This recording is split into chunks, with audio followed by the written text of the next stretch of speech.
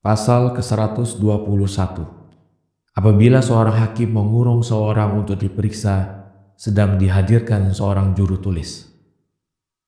Apabila seorang hakim mengurung seorang untuk diperiksa, sedang juru tulis hadir, katakanlah kepadaku, bagaimana orang seperti itu akan berbicara?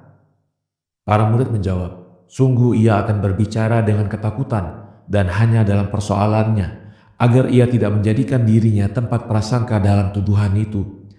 Dan ia akan berhati-hati daripada mengatakan sesuatu yang akan menjengkelkan hakim. Bahkan ia berusaha untuk mengatakan sesuatu yang akan menyebabkan ia dilepaskan. Yesus menjawab, itulah yang harus dikerjakan oleh seorang yang ingin bertobat agar dia tidak merugikan dirinya sendiri. Karena Allah telah mengaruniakan kepada tiap orang 2 malaikat juru tulis, yang satu mencatat kebaikan yang dikerjakan oleh manusia, sedang yang lain mencatat kejahatan. Maka apabila seorang itu ingin mendapatkan rahmat, maka ia harus menimbang omongannya lebih teliti daripada menimbang emas. Pasal ke-122. Sifat seorang kikir. Adapun sifat kikir, maka ia harus dirubah menjadi sedekah. Sungguh kukatakan kepadamu, bahwa sebagaimana tujuan palu itu landasannya, begitu pula neraka itu akan menjadi sasaran seorang yang kikir. Karena sungguh mustahil seorang yang kikir itu akan mendapat kebaikan di surga. Tahukah kamu mengapa? Aku akan memberitahukan kepadamu, demi Allah yang aku berdiri di hadiratnya, bahwa seorang kikir itu walaupun lidahnya diam, tetapi ia mengatakan dengan perbuatannya, tiada Tuhan selain aku. Karena ia membelanjakan seluruh kekayaannya untuk kesenangan pribadinya, tiada memandang kepada permulaan atau kesudahannya, yaitu dilahirkan telanjang, dan apabila ia mati, ia akan meninggalkan segala sesuatu.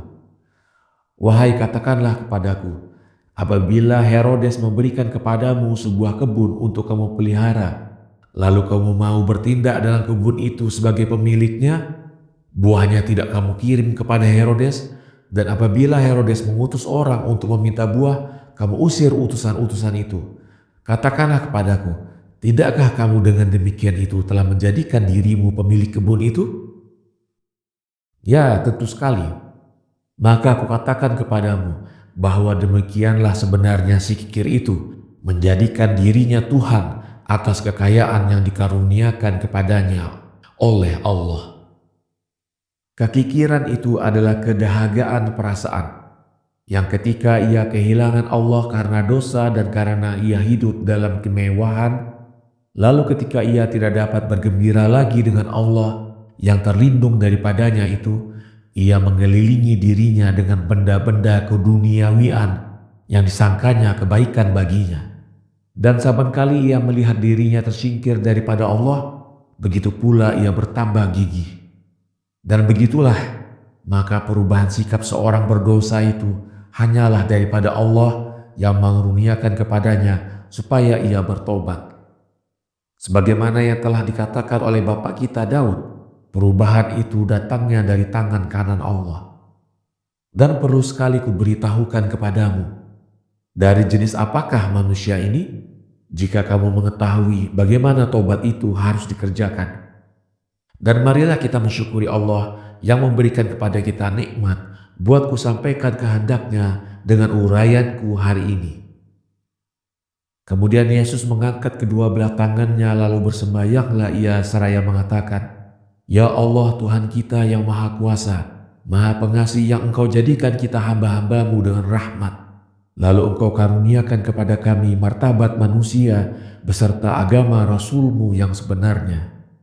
Bahwa kita sungguh-sungguh mensyukurimu atas segala karunia-karuniamu.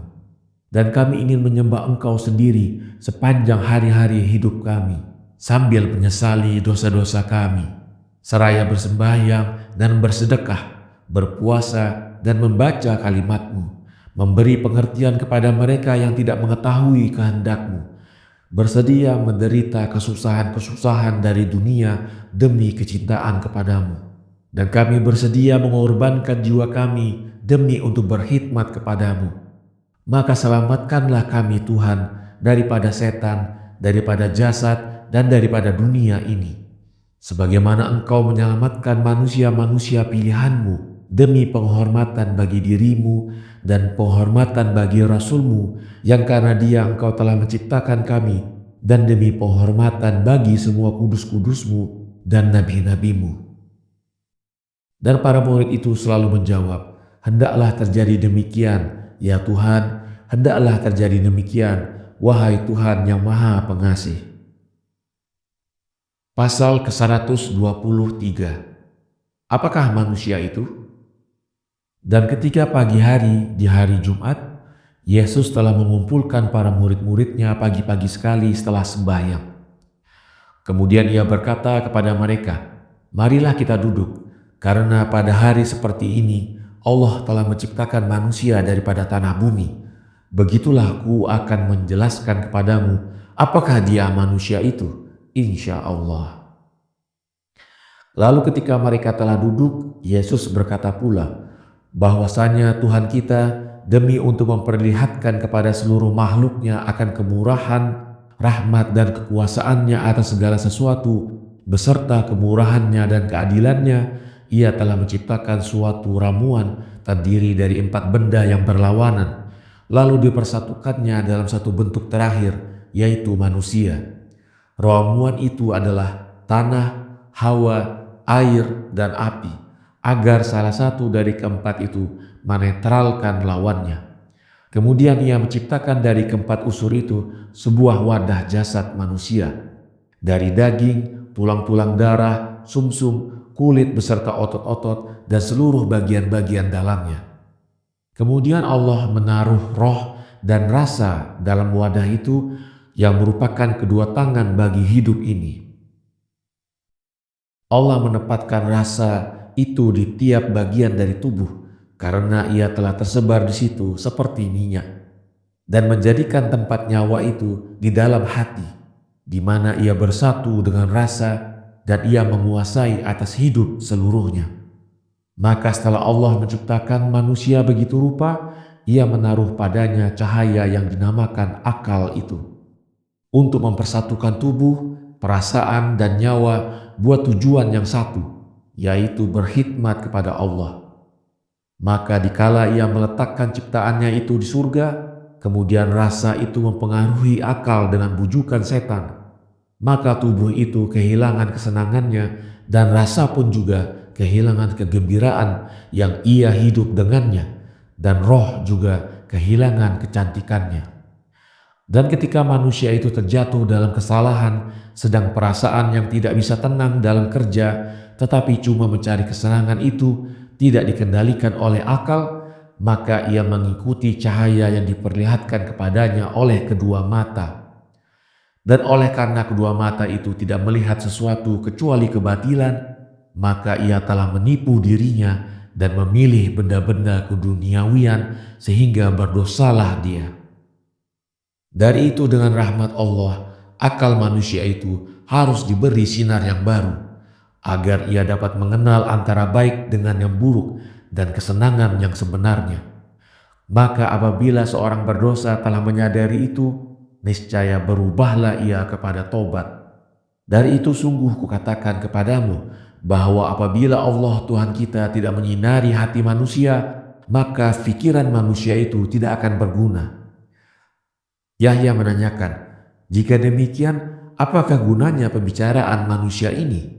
Yesus menjawab, "Manusia dari segi manusia tidak akan berhasil dalam merubah seorang kepada tobat. Tetapi manusia sebagai perantara yang dipergunakan oleh Allah, ia akan dapat membawa seorang kepada tobat. Dan oleh karena Allah mempengaruhi manusia dengan cara samar demi keselamatan manusia, maka wajiblah atas tiap orang untuk mendengarkan nasihat tiap orang, sehingga apa yang difirmankan oleh Allah kepada kita itu dapat diterima kalangan ramai." Yakub bertanya, "Ya guru, jika umpamanya ada nabi palsu atau guru pendusta yang mengaku bahwa dia mengajar kita, apakah yang harus kita perbuat?"